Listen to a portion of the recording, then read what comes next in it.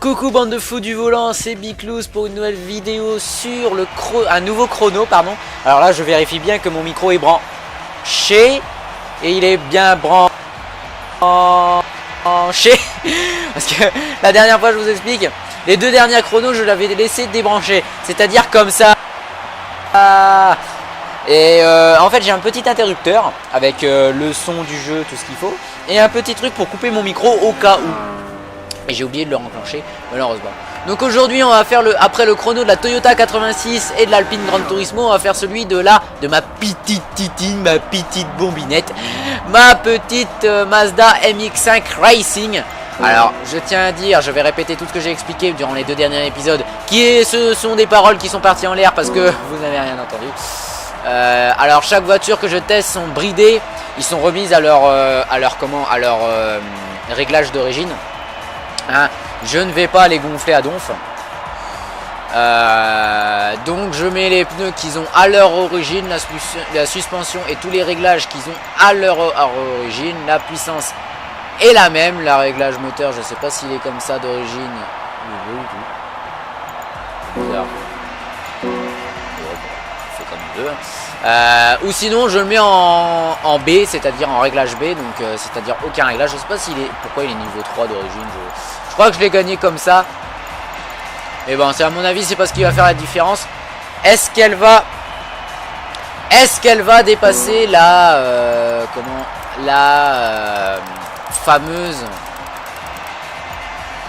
Est-ce qu'elle va dépasser la Toyota 86? Ça c'est à vous de voir. Alors je commence au petit matin à 9h30.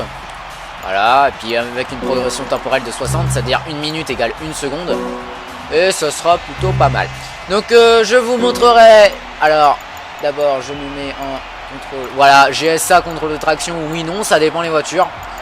Et puis voilà. Donc on se retrouve tout de suite pour le replay. Et puis voilà, hein. Moi je vous dis à tout de suite.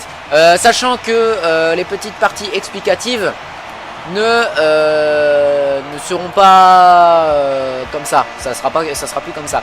Ce que je vais faire, c'est que avant de vous montrer la rediffusion, je vais vous expliquer la voiture que c'est, les intérêts que j'ai eu, et je vous montrerai la rediffusion. Je vais pas recommencer mes explications comme avant.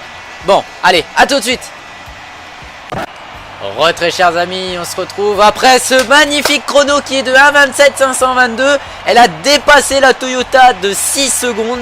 Alors bon, évidemment c'est une touring car, elle est faite exprès pour la piste, mais elle est juste géniale cette voiture, hein, pour les coupes à voiture minime, hein, avec une restriction de taille ou de PP. Elle est juste géniale quoi. Alphonse, elle est juste géniale. Et en plus elle a une couleur très sympa.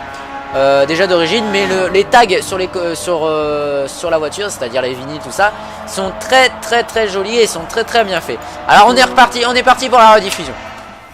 Alors j'avais beau enlever le GSA et le contrôle de traction, elle se manie très bien. Et je n'ai pas dépassé la 4ème d'ailleurs. Vitesse de pointe, je crois que je suis monté à 220, 230. Regardez, rien que là, c'est vraiment une bombinette. Regardez-moi ça. Petite voiture sur roue. Alors moi je l'ai mis jaune canari parce que c'est très mignon, moi j'aime bien, et puis je voulais pas garder la couleur d'origine qui était vert cacadois. Donc voilà, je me place correctement en départ arrêté comme d'habitude à la première place de la grille. J'attends mes 50 secondes. J'étais un peu mal placé donc j'ai dû reculer. On va changer de caméra. Voilà, regardez un peu, je vous montre l'intérieur. Alors il y a un petit bug quand on regarde vers l'arrière, là, les feux de recul s'allument. Allez, et on est parti. On est parti pour ce 3ème chrono de la Mazda Roadster Touring Car. Alors, très belle voiture. Alors là, j'arrive à une pointe à 140, 150. Alors, je me suis un peu raté là. Ça, c'est le GSA, pardon, qui fait tout. Hop. Le volant à droite ne gêne pas du tout, mais alors vraiment pas du tout, au contraire, c'est très plaisant à conduire, mais puis voilà, moi ça me gêne pas du tout. J'ai plus, pour vous dire, je vais pas vous cacher, j'ai plus l'habitude de conduire à droite qu'avec un volant à gauche. Enfin sur les circuits où ça m'arrange, hein, évidemment. Par exemple là dans la série de virage à gauche, c'est pas très pratique. Allez hop. Alors les phares sont sortis évidemment. Parce que le circuit impose de jour. Enfin, à une progression temporelle. Là on saute sur les freins pour passer la petite épingle avant le tunnel.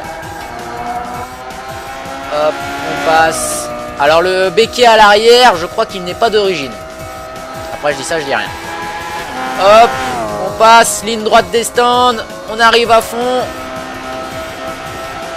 Hop, prêt à passer la vitesse, mais c'est déjà la ligne d'arrivée et c'est terminé. Et voilà, j'avais fait un petit truc et je suis resté comme ça. Hop, je voulais faire un petit dérapage mais j'avais plus assez de vitesse.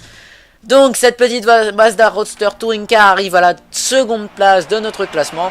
Alors je ferai toujours des tests avec des voitures que j'ai présentées en vidéo. Hein. Évidemment je ne vais pas aller chercher à tester une voiture que je n'ai jamais conduite.